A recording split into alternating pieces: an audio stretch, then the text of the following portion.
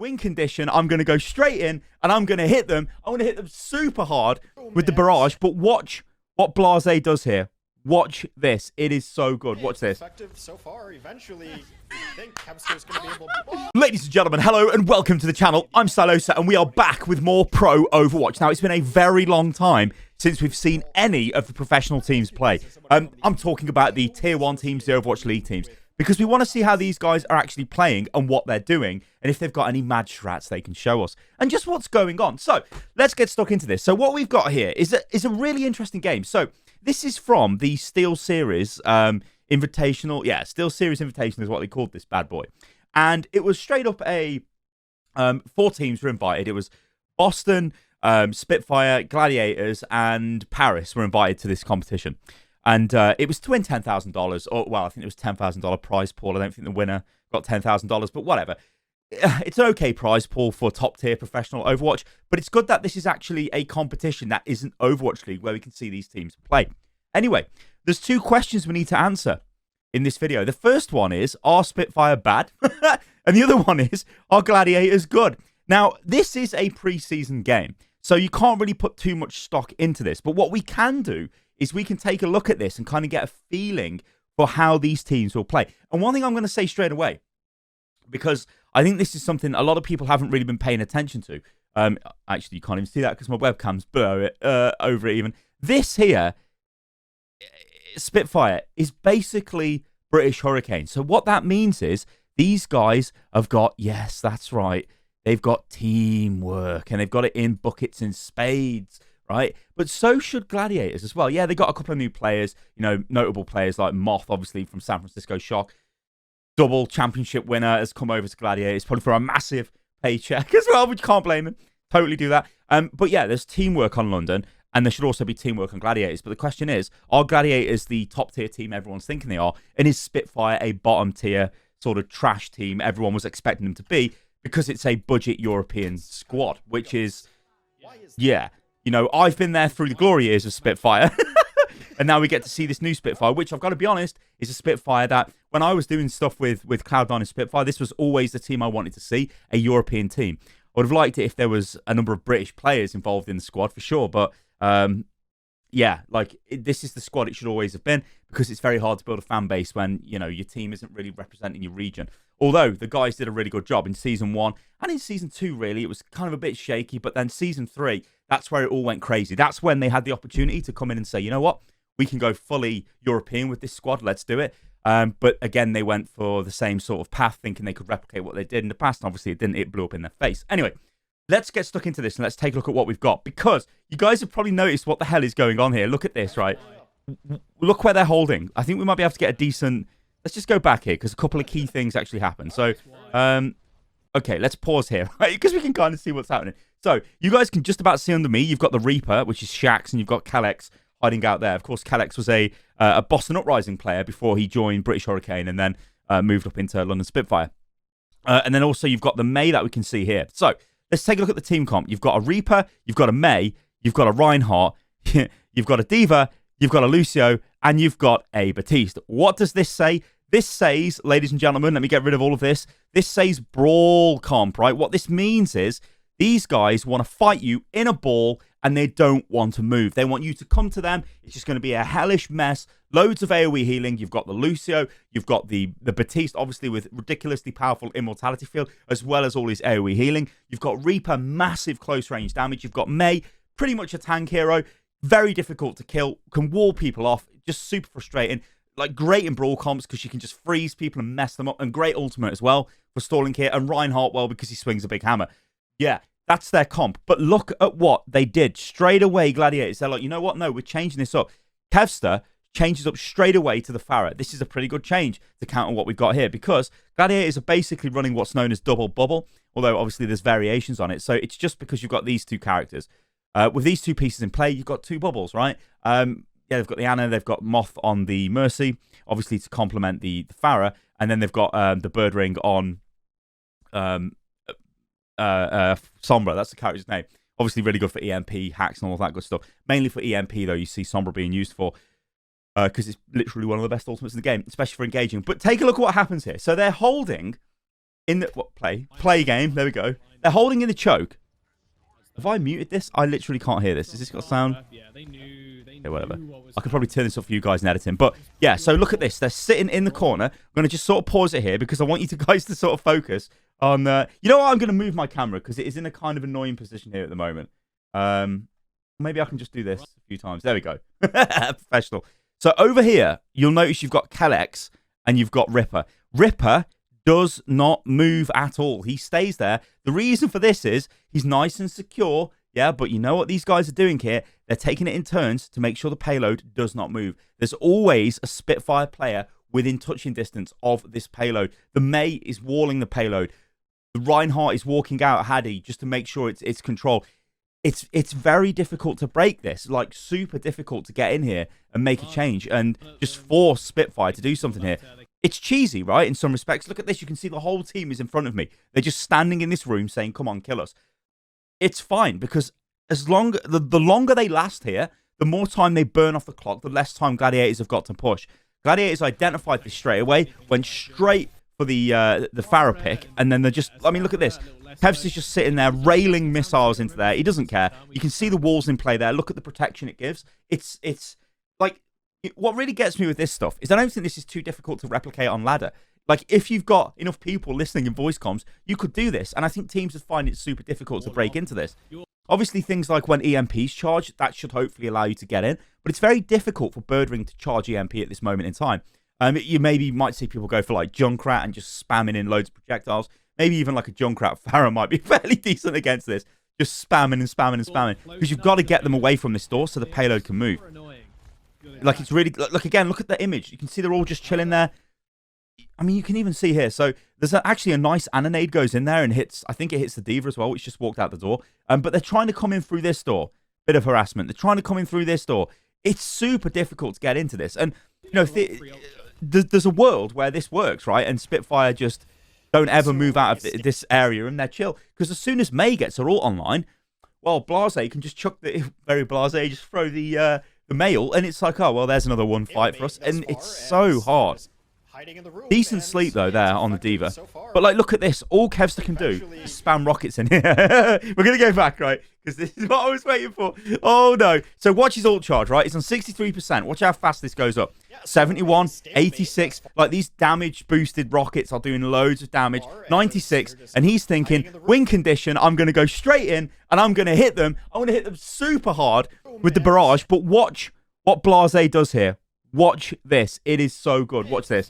So far, eventually, I think Kevster's going to be able to... It's so good. You see what he did? It's so good. In fact, we can go back and slow this down. I'm pretty sure you can... Yeah, I should be able to slow this down. Let's have a look. Playback speed. You think I should know how to use YouTube? Okay.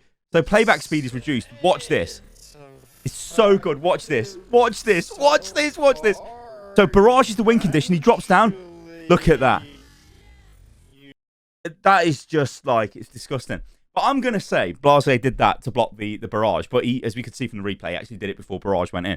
So he was just using that as a last-ditch sort of defensive effort, I think. But I'm just going to say he did it on purpose because he's a big brain player. And he's annihilated Kevster. And now he feels a bit silly because he's dead. Okay, let's speed this back up to normal. So that's disgusting, like, on a lot of levels. Window goes down. Spitfire take this as a bit of a, let's go forward, let's get some work done. They've pushed out of the room here, which has sort of allowed Gladiators to get a little bit of damage. You'll notice that Shax has been killed. Now, unfortunately, I don't have access to the replay codes for this game, which is a shame. If I did, we could have gone and had a look at like, how this broke, how Shax got killed there, because I don't think we entirely see it too clear in the clip there. But yeah, the killing of Shax was pretty much the go time. Spitfire left their room, yeah, and it just sort of went from there. But they kind of had to keep the payload contested. And yeah, so look at the swaps now for Spitfire. They have now, instead of the Reaper, Shax goes on to the Tracer. And one thing I need to say about Shax as well, he seems to be, well, Shax has always been a really good player. This is something I want to highlight as well, I think. No, we'll let this run a little bit. But Shax has always been a really good player, but in this game, in this series, he really showed that he is a really good player. Better than I thought he was. Not that that means much, but like, he's a really good player. Really, really good. So yeah, this is nice barrage into the back line there. Gets a nano boost. Kevster's doing tons of damage. It's going to be really difficult for Spitfire to kill him. Gladiator's going to take control of this and sort of be able to stabilize a little bit here and get pushed through the first point. Which, like, you know, it's always difficult to get past the first choke on Dorado. This phase then becomes really interesting. So let's take a look at a couple of things here that are going on with the teams, because we like, there's been a couple of changes, right? So we've now got the Moira, we've now got the Tracer. You'll notice here on this team there isn't really anything which is capable of directly challenging the Pharah. But is that a problem? Do you need to directly challenge the Pharah? That's another issue, right? Pharah, like, probably the weakest. Well, she's the weakest projectile hero in the game. And as we will see as this game goes on, Kevster will swap this to an Echo, which Echo, yeah, is probably the play anyway. But the reason he was on the Pharah is to counter what was going on at the start of the game in that small room. More splash damage. Pharah is more effective there. And also, through winning the fights, he can't go back and change his hero, right? So he has to stay on the Pharah. So what he's looking to do now is take control here. He's trying to push forward, anticipate where Spitfire are coming. He knows they're going to come through this choke, so he's just going to spam. He's going to try and hit them, I think, with a concussive blast off the wall there, which, again, this is something that we would like to see. You know, if you can knock Spitfire off as they come through and they end up over here, that's going to be super good. Yeah, it's really powerful. But one of the issues here is on Dorado, he's actually at the skybox almost now. So the skybox is basically the top of the map, and he's really close to that. So it means he can't really go up any further because he'll hit the invisible wall. So Pharah kind of like just floats around on this point. It's a bit annoying. You can use the building in the middle though as like a bit of cover to duck and dive behind, which I think we will see that. It's Kevster. He's an incredibly good player. So look, he's just spam. It's all you can do. Spam the chokes. Try and predict where they're coming from. But notice that Spitfire as well are still staying on the Reinhardt. They're still staying on this Diva, and they've got the Mei. 3 incredibly hard heroes to kill with the team that Gladiators have got. There isn't really anything that can just annihilate and burst them down. They don't have the likes of a McCree. They don't have a Echo. They don't, you know, they don't have those at the moment. So this is kind of working into Spitfire's favor to remain like this, because they're not really going to get, they're not going to get instantly killed. I mean, sure, they could get hacked. Yeah, you see the concussive blast came in. Actually, really good shield, it looked like, by Hadi to stop that. Shax is on like a little bit of a flank round the side there, trying to, I think, yeah, so Shax is looking for a pulse bomb. He meant to do that. I think Shax is looking for a cheeky pulse bomb around the side there, maybe. I don't know. He has a pulse bomb. I can imagine he wants to land on there. I think I just heard Jaws, one of the casters, say he's looking for a pulse bomb. Yeah, I mean, that's what you would be doing if you were a Tracer player at that point. If you could get a cheeky flank in, drop a pulse bomb, recall out, you know, even the pros are going to do that kind of thing. Is he coming in there for it? Nothing coming out for London. I think nearly, but he disengaged. So this is the interesting thing, right? London are just sitting on the high ground, and there isn't really anything that can pull them off the high ground. I think they're about to get grabbed, because I can see Space's grab animation is going off. So let's check that. So yeah, so he just grabs Hadi. Doesn't really have any kind of follow-up for that. There's no like barrage available. Not that grab barrage would be incredibly powerful anyway, because there's a lot that can stop it. This is countered though by Ripper, and Ripper just deletes Kevster from the sky. And I think this is I think Kevster goes Echo now. I mean, obviously, it's going to be super difficult to win any kind of fight when... I think, yeah, Sombra survives that somehow. Magical Sombra, that survives that. That's insane. No, Kevster does stay on Pharah. I thought Kevster swapped to Echo before this. I guess he doesn't. But things have got a little bit messy. You know, there's a bunch of ults been used. You'd imagine Spitfire... Oh, there's the barrage. So you would say, like, you'd expect Spitfire to win the fight, especially investing the Mei ult into it, but it's still kind of messy. It's still back and forth, but they do get enough picks. Shax plays incredibly well, gets a bunch of kills. Winston's not going to be able to get out of that. He's going to try, but he's going to get taken down. Muse. By the way, Muse is a really good tank player as well. Probably throughout the series, you would give Muse possibly the advantage over Hadi, especially on Temple of Anubis, I'd say, and the other maps in the series, just because Muse seems to be, yeah, he was sort of, I guess, taking the tank duels a little bit better. So this is something we need. I'm pressing my hotkeys for my replay viewer setup, which obviously doesn't really work because this is a YouTube video, Sty. You idiot. All right, so let's take a look at this. Now, we always talk, don't we, about EMP being a super powerful ultimate. EMP is a fight-winning ultimate. If Birdring can engage with EMP, they should be able to win. But notice what Spitfire are doing. If I just play this a little bit, you can kind of see that it's difficult. What's the EMP target here? All that's on the payload is Hadi. We've just got the main tank, the Reinhardt. You've got the Lucio in Kelex up there, and then we've got the, I think that's the Diva. No, it's not the Diva. It's the Sombra. Maybe it's Diva. That might be Baby Diva. Yeah, I think that's Baby Diva.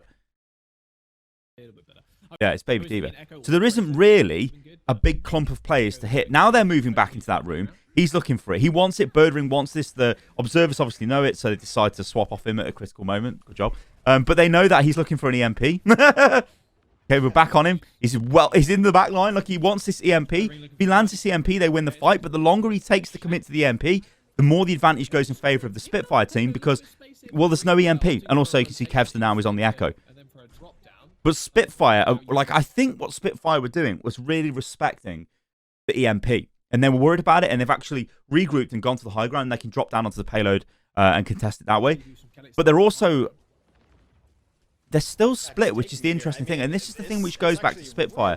I mean, like, look at this. Look at the distance here. Like, they are totally trying to bait EMP here. Like, you've got Blase over there. He doesn't have his EMP just yet. Well, Blase's underneath me, if you guys just believe me. He's underneath me. Haddy is chilling there on the bridge. You've got Ripper in the back line. Look at these distances here. This is very deliberate. We're going to get EMP'd, so we want to spread out. And this is what it's like. This is what I'm really liking about this team, Spitfire. And yeah, let's not be under any illusions, right? They're not going to win the league. They're probably not even going to come top 5, right? But they should be a good team. I don't think they're going to be bottom of the table, like a lot of people were sort of throwing that there, like, oh yeah, Spitfire's going to be terrible and bad. I don't think that's going to be the case. Just because they are very well drilled and they've played together for a long time. And as well, I think like them being well drilled is actually like an advantage. I've seen a couple of people talking about, you know, maybe these teams will be inflexible, and maybe they will be, and we'll see that as the league actually kicks off. A team like Gladiators, you'd expect to be able to adapt and diversify their play a lot. Spitfire, maybe they become a bit rigid. Maybe they're, you know, have 1 or 2 metas where they're really good. I don't know. We're gonna have to wait and see if they can adapt as well. But they've certainly got all the tools to do it, so we'll see. I am kind of like a little bit going fight. I wonder if they're going to, you know, I'm not worried about Spitfire. That's the, like, I'm just not worried about Spitfire. You think I would be because, you know, the stuff I've done with the team in the past. It is the team that I support in a lot of ways. So, anyway, enough of that mad rambling off me. So Blase has killed Birdring here. Now, this is really big, isn't it? Again, we don't really get to see where this goes down. So, you kind of can. So you can see Blase is down here. He kills Birdring, and Birdring has got his EMP available. He wants the EMP to win. Look at what happens here, right? The tank goes in. Muse is in. He's committing to a dive. He's going to land here. He wants an EMP follow-up of some description. Maybe this is what was going to happen down here, is off-screen who gets killed at Birdring. Birdring maybe wants to walk in here, throw his translocator up here, EMPs this lot. Maybe that's what they were trying to go for, but Blase outplays him and kills him. So this now means Winston is in. He's like, I don't really have any ideas. Haddy drops off. I think he gets booped off, actually, Haddy, maybe. He falls off anyway. Molf is on the front line. Ripper goes through with Coalescence, just pouring out damage. The Moira pick, by the way, is... Well, let's forget about the Moira pick for now. Let's just focus on this. So, Kevster gets a kill. Shax kills Kevster. And this, again, is a story that we've seen throughout this sort of match, is Shax is getting a lot of kills. It's almost in this... Well, in this match, I think the DPS from Spitfire have just outplayed the Gladiator DPS, which is probably a good sign if you're a Spitfire fan. That's possible. Okay, so we've got EMP online. Birdring EMPs, again, we can't see this because I don't know what's going on. Good job. Good job. Okay, so like this is a problem with watching YouTube clips back. Is it's just a mess. This is. I don't really know what's going on here. Bunch of ults are getting used all over the place. Nice play by Haddy though. Like solo shattering Azaria, you take that all day. And this charge into the wall is sort of like, it's just desperation. It's like, I'm dead. I'm just going to do something. He does get a kill though, and that does really help because removing Shu on the Ana from the fight is actually really huge. And this just evolves into a mess. There's only 40 seconds left. Kevster's got his ultimate. Kalex has got beat, and yeah, I mean Kevster goes into the Tracer now. Kevster's obviously really good on Tracer as well. So he's going to be able to charge Pulse Bomb fairly quick. Get stuck in there with that, get work. Look at Ripper, another Coalescence. He's charging these so disgustingly fast in this game. It's just, it's horrible. This as well is really weird. Like, I don't know what this is. I think what this is just almost like a desperate... It's the final fight, really. So it's Dorado. 22 seconds to go. It's probably going to be super difficult to get back and contest this point just because of how far the spawns are. Just sort of YOLO in their ults here, I think. It looked like there was a... actually, no. I think they were going for a Pulse Bomb combo. Yeah, they were. They were going for a Pulse Bomb combo. But yeah, Kevster Pulse Bombs a grab, so yeah. Didn't quite work though, because it was just a Reinhardt in it. Beat goes in, actually really big there from Kalex. Shaxx in the back line getting tons of kills. And that's basically it. Like, so in this game, or in this defense period for Spitfire, in the first round, I should say, I think they played better as a team together than Gladiators, which I think has shocked quite a few people. Like, you would have expected Gladiators to be much better, really, than Spitfire. Because Spitfire, remember, this is a tier 2 team, basically. Yeah, it's got some components from tier 1 teams. You know, you got your Blase, you got your Kalex and such. But, like, and then the counter yeah, I don't know. I was pleasantly surprised with this. Also, I am going to sort of spoil the result of the Steel Series invitation if you guys are going to watch it. So, do, well, kind of mute the video for a second. So, yeah, what actually happened throughout this was the best series of the whole competition. So, Paris played Boston, and it was kind of close. But Boston came out on top. But it was an okay game. London versus Gladiators was really, really close, but Gladiators eventually beat London.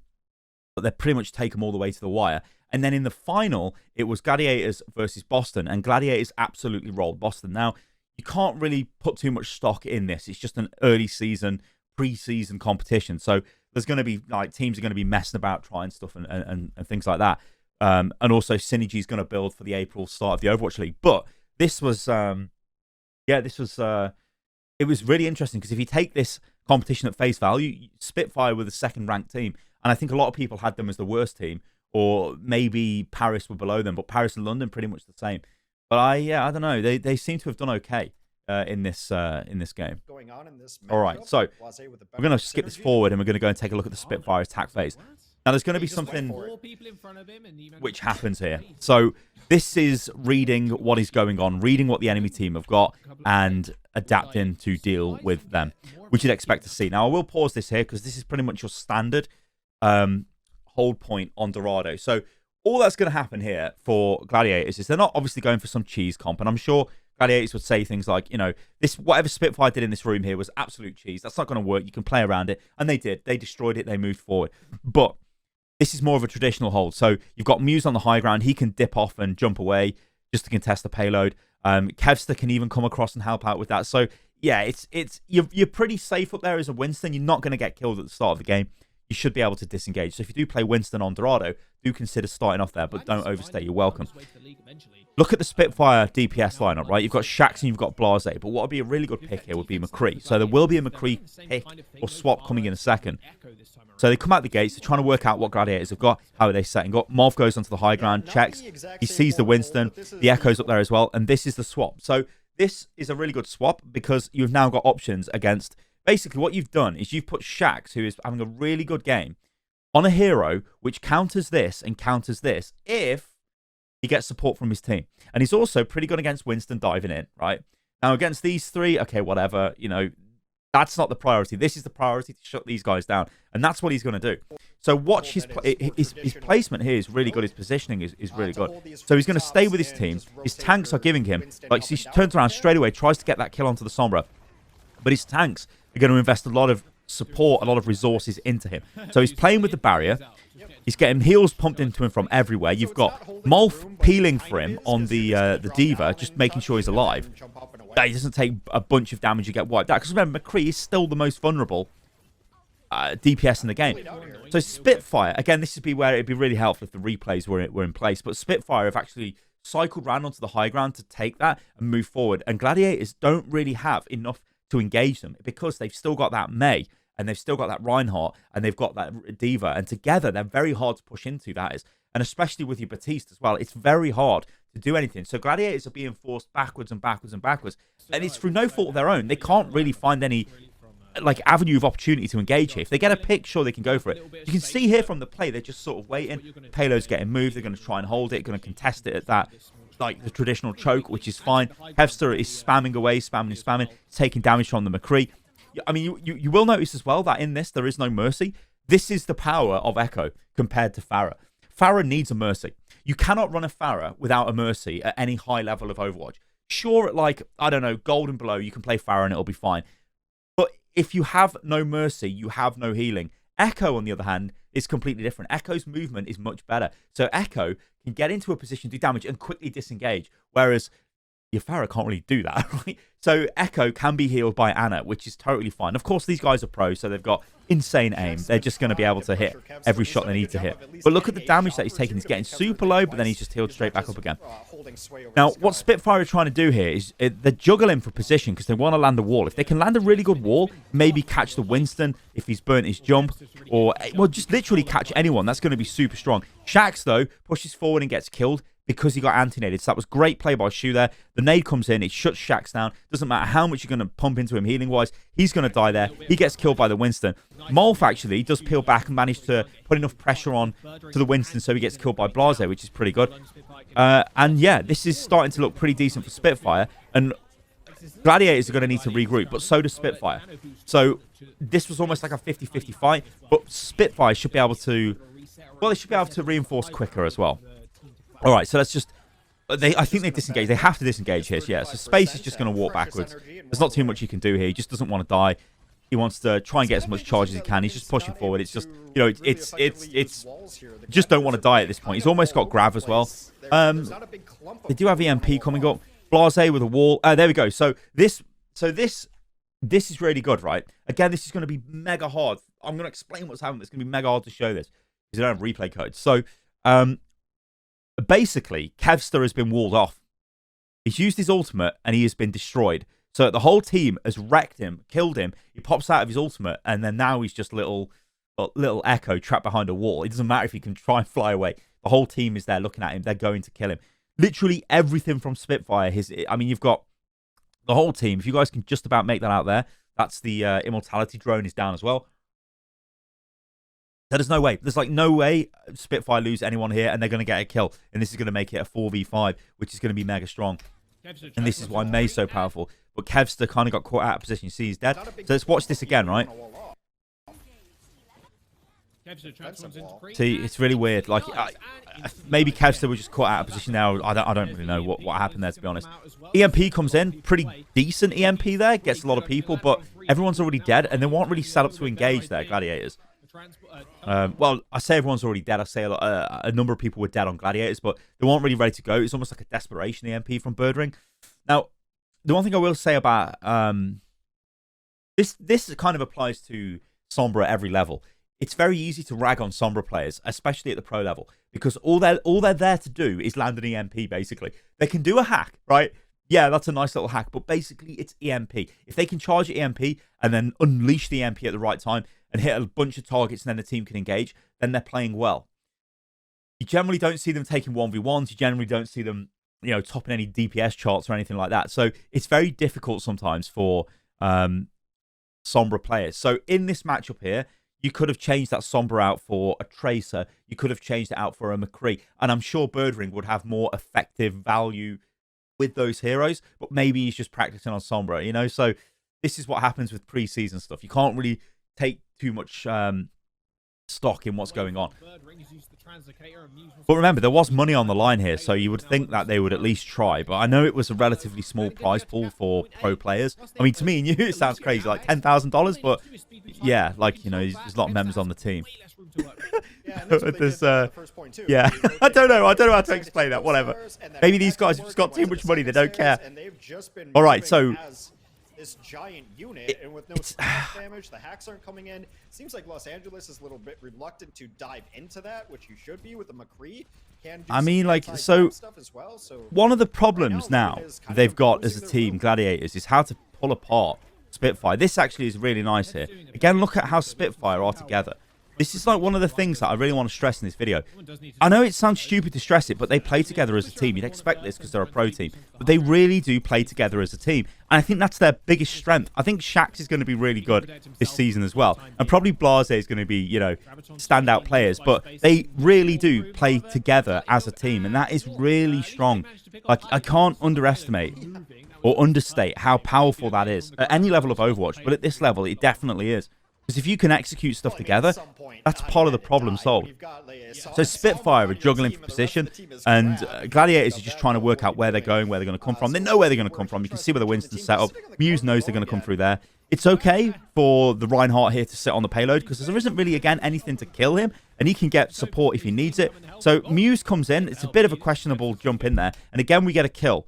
Now, this is again like where I moan about not having replay codes. So Blase kills Kevster. I don't know how. Could have been a great right click. Could have just been pure luck. I don't know, but he's killed him. I don't want to say it's luck. This is weird as well. So I don't know what that was about. I don't know why Moth was trying to use his... Let's just go back there. I don't know why he was trying to use Rally there, because there's still... Like, so there's still enough time here to get together and probably recontest this again. Well, I know why he used it. He didn't expect to get walled off. That's why he used it. He didn't expect a wall to be shoved in his face. So watch this. How do he gets a kill on Muse?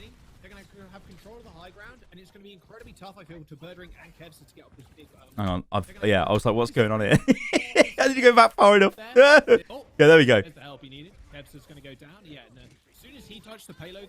Yeah, so that's just unlucky. Nice wall off Blase. I think Moth was just popping it just so he stays in the game, he keeps it active. Yeah, it definitely was the right play, I think, off Moth. I'm an idiot. What do I know? These guys are pros. They play the game all the time. Legend play, but really good play off Blase over the wall. So now it's just evolved into a mess, right? And Spitfire have got picks. It's going to be hard to regroup here for Gladiators to contest this. They've got all the momentum. I mean, they're going to try, obviously. They've got a bunch of ults they can use. So if Spitfire, it's going to be a mess. But that's massive. That is massive, because that takes out 2 players, and it takes out Kevster, who had an ult available, who could have maybe transformed into a Reinhardt or a Mei or something to maybe give them a bit of contest or even turn the fight around. But he gets killed. Again, showing the sort of power of the McCree pick against this comp. Again, showing that Gladiators maybe should have played other heroes. But like I said, maybe they wanted to run Bird Ring on Echo, on Sombra for practice. I don't know. It is a pre-season game, and that's what we've got to remember here. But I think, all things considered, this actually isn't too bad from Spitfire. Gladiators, you'd expect them to be a lot better. It was okay from Gladiators. I should say you'd expect them to get better throughout the season. Spitfire, we'll wait and see. But I think this year is going to be kind of interesting for me as a fan of Overwatch League and a fan of, well, I want my sort of home team to do okay, right?